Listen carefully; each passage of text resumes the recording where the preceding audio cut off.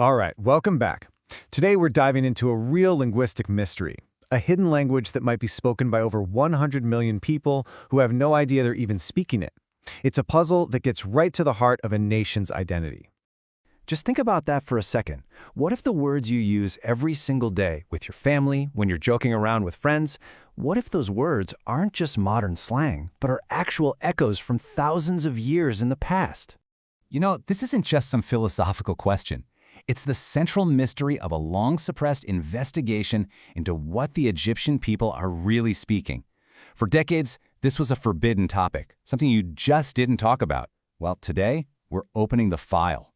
So, the story we're all told is that Egyptians speak a dialect of Arabic. Simple enough, right? But what if that's not the whole picture?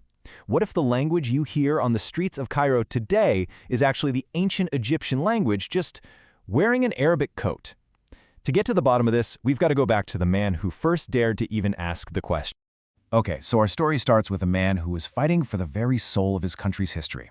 He was a pioneer whose incredible research was deliberately buried for almost 100 years.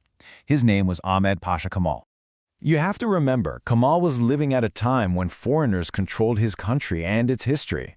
The narrative back then was that modern Egyptians had zero connection to the pharaohs. Well, Kamal refused to accept that. He made it his life's mission to prove them wrong, and he started with the most fundamental part of identity there is: language. But look, Kamal knew he couldn't just run on passion alone, right? He needed cold, hard proof.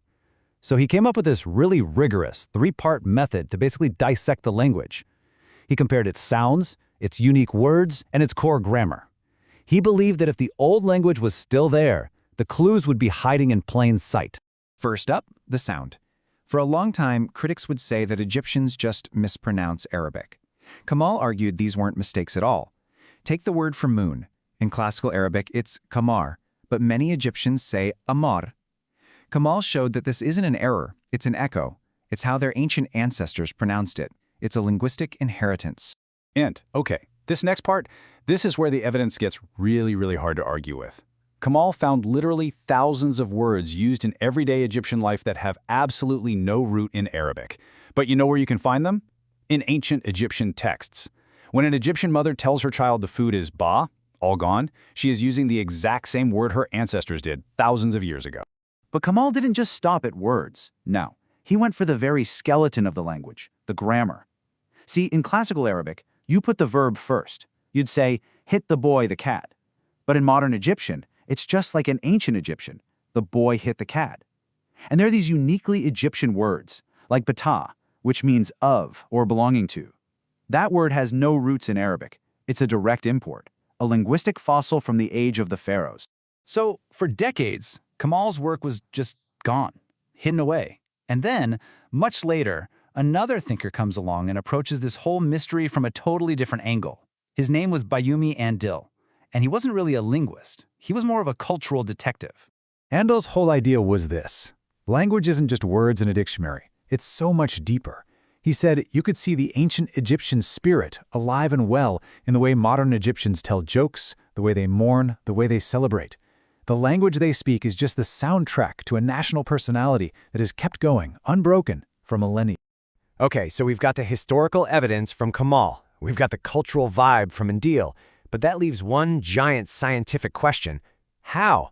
I mean, scientifically, how can a language's entire foundation survive a total takeover by a new vocabulary? For that, we have to turn to the linguist Dr. Ibrahim Anis. Right, this is the million-dollar question. When a brand new language, Arabic, shows up in Egypt, how on earth did the old language's foundations, its sounds, its grammar, manage to hang on so powerfully? Well, the answer has this kind of technical name, linguistic substrate. But the idea is actually pretty simple. I want you to imagine the ancient Egyptian language as the blueprint of a house, the foundation, the way the rooms are laid out. Now, when new people move in with all new Arabic furniture, they don't tear down the house. They just arrange their new stuff inside the structure that's already there. The house's original design forces the new stuff to fit into it. And this is what Dr. Anis really zeroed in on. Think about it. It's pretty easy for us to learn new words, new slang. But it's way harder to change the fundamental way your mouth is trained to make sounds. So the Egyptian people just kept their ancient sound system and basically forced the new Arabic words to fit into it. So what Dr. Anis gave us was the scientific explanation for all of this. It wasn't a replacement, it wasn't a hostile takeover, it was an adaptation. The Egyptian people didn't just learn Arabic, they made Arabic learn how to be Egyptian. All right, so now that we have all the pieces, the history, the culture, and the science, we can finally redraw the family tree and see where modern Egyptians really fits in the grand scheme of things. And this is a really big deal, so listen close. Egyptian and Arabic are not parent and child. They are siblings. They both come from this huge ancient language family called Afro-Asiatic. They have a distant common ancestor, sure, but one did not give birth to the other. They grew up on parallel paths. And if you're still not convinced, just think about this one number, 6,000. Written Egyptian has been documented for 6,000 years. That is thousands of years before we see the first Arabic inscriptions. They're on completely different timelines. One simply couldn't have come from the other. And that brings the whole story full circle, right back to our pioneer, Ahmed Kamal. After he died, his revolutionary work just sat on a shelf, collecting dust. It wasn't until the 1980s that some researchers stumbled upon his lost manuscripts. His book was finally published in the mid-90s, 80 years after he wrote it, and it just lit a fire, sparking the exact conversation he wanted to have a century earlier. So where does that leave us? After digging through the evidence from our pioneer, our cultural detective, and our language scientist, what's the final verdict? Well, when you look at the sounds people make, the words they use every single day, the way they build their sentences, and the very spirit of the culture, it all points in one unmistakable direction.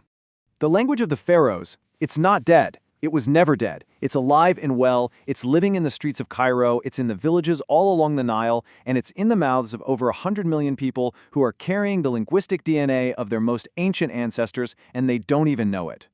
You know, a discovery like this, it really does change everything. It reframes a nation's identity, connecting the present day directly to its deepest, most ancient past. And it leaves all of us with a pretty profound question.